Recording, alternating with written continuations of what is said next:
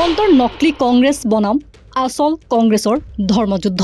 হিমন্তৰ নকলি কংগ্ৰেছৰ মুখা খুলিলে খাৰ্গে গৌৰৱে। লখিমপুৰত বিজেপিৰ লুটৰাজৰ বিৰুদ্ধে গৰজি উঠিল বিৰোধী ঐক্য। দিছপুৰৰ লুটৰাজৰ বিৰুদ্ধে ৰাইজক একগোট হোৱাৰ আহ্বান। ডাবল ইঞ্জিনৰ চৰকাৰ মানেই এতিয়া ডাবল লুটৰাজ। হিমন্ত বিশ্ব শৰ্মাৰ দৰে বিশ্বাসঘাতক ক্ষমতাচ্যুত কৰিব জনতাই। অসমৰ ৰাজনীতিত এতিয়া নীতি আদৰ্শৰ যুঁজ নহয়, বৰঞ্চ প্ৰবঞ্চক, বিশ্বাসঘাতক আৰু নকল কংগ্ৰেছৰ বিৰুদ্ধে এক বিশাল জনজাগৰণৰ সূচনা হৈছে। লখিমপুৰৰ নাওবৈচাত এক বিশাল নিৰ্বাচনী জনসভাত অংশ লৈ নিখিল ভাৰত কংগ্ৰেছ কমিটিৰ সভাপতি মল্লিকাৰ্জুন খাৰ্গে আৰু বিৰোধী ঐক্যৰ সেনাপতি গৌৰৱ গগৈয়ে মুখ্যমন্ত্ৰী ডক্টৰ হিমন্ত বিশ্ব শৰ্মাৰ নকলি স্বৰূপটো ৰাইজৰ আগত উদঙাই দিয়ে। খাৰ্গেৰ ভাষাত এইবাৰ নিৰ্বাচন বিজেপিৰ বিৰুদ্ধে নহয়, বৰঞ্চ হিমন্ত বিশ্ব শৰ্মাৰ নেতৃত্বত চলি থকা নকলি কংগ্ৰেছৰ বিৰুদ্ধে প্ৰকৃত কংগ্ৰেছৰ এক ঐতিহাসিক সংগ্ৰাম।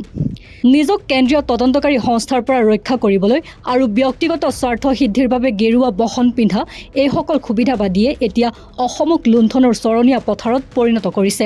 যিগৰাকী হিমন্ত বিশ্ব শৰ্মাই এদিন তৰুণ গগৈৰ আশীৰ্বাদত ৰাজনৈতিক জীৱন লাভ কৰিছিল, সেই একেগৰাকী ব্যক্তিয়ে আজি পিতৃসম গগৈক বিশ্বাসঘাতকতা আৰু জনজাতীয় নেতা সৰ্বানন্দ সোণোৱালক পিছফালৰ পৰা চুৰিঘাত কৰি মুখ্যমন্ত্ৰীৰ আসন দখল কৰিছে।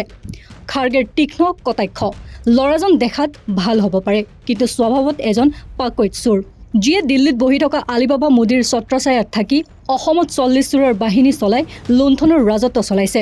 ইফালে বিজেপি চৰকাৰৰ সবকা সাথ সবকা বিকাশৰ ফোপোলা স্বৰূপটো উদঙাই দি গৌৰৱ গগৈয়ে অভিযোগ কৰে যে ডাবল ইঞ্জিনৰ চৰকাৰ মানেই এতিয়া ডাবল লুটৰাজ।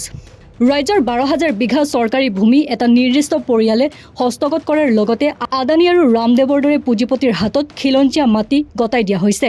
যিজন মুখ্যমন্ত্ৰীয়ে নিজৰ ক্ষমতা অক্ষুণ্ণ ৰাখিবলৈ ধৰ্মীয় বিভাজন আৰু ঘৃণাৰ ৰাজনীতি কৰিছে, তেওঁ প্ৰকৃততে শংকৰদেৱ আজানৰ আদৰ্শক কবৰ দি একনায়কত্ববাদী শাসন জাপি দিব খুজিছে। 15 বছৰে মুখ্যমন্ত্ৰী হৈ থকাৰ পিছতো তৰুণ গগৈৰ গাত এটা দাগ নাছিল, কিন্তু বৰ্তমানৰ মুখ্যমন্ত্ৰীৰ পত্নী পুত্ৰৰ নামত থকা অগণন কোম্পানী আৰু ভূমি কেলেংকাৰীয়ে অসমৰ মান মৰ্যাদা ধূলিসাৎ কৰিছে।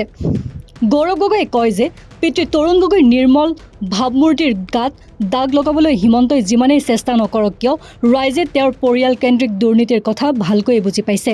যিগৰাকী মুখ্যমন্ত্ৰীৰ দিনত কয়লা, গৰু আৰু চুপাৰীৰ চিণ্ডিকেট চৰকাৰী সুৰক্ষাত চলে, তেনে এজন নেতাক গাদীচ্যুত কৰিবলৈ অসমত এতিয়া পৰিৱৰ্তনৰ ধুমুহা আৰম্ভ হৈছে। লখিমপুৰৰ এই বিশাল জনসমুদ্ৰই প্ৰমাণ কৰিছে যে ভৱিষ্যতে হিমন্ত বিশ্ব শৰ্মাৰ দৰে বিশ্বাসঘাতক আৰু লুণ্ঠনকাৰীৰ স্থান অসমৰ ৰাজনীতিৰ পৰা চিৰদিনৰ বাবে মচি পেলাবলৈ ৰাইজ সাজু হৈ উঠিছে।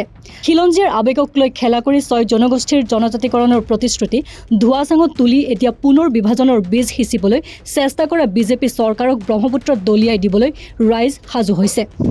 News desk report, north east নাও।